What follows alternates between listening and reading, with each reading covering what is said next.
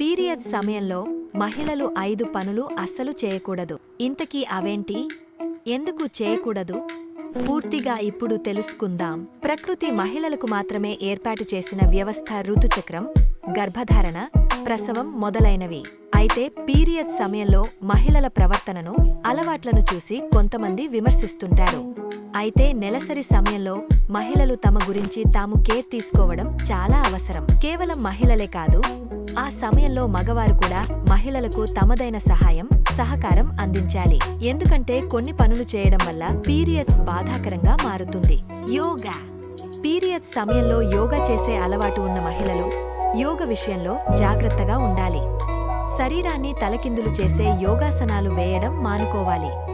సర్వంగాసనం, శీర్షాసనం, హలాసనం మొదలైన వాటిలో కాళ్లను పైకి లేపాల్సి ఉంటుంది.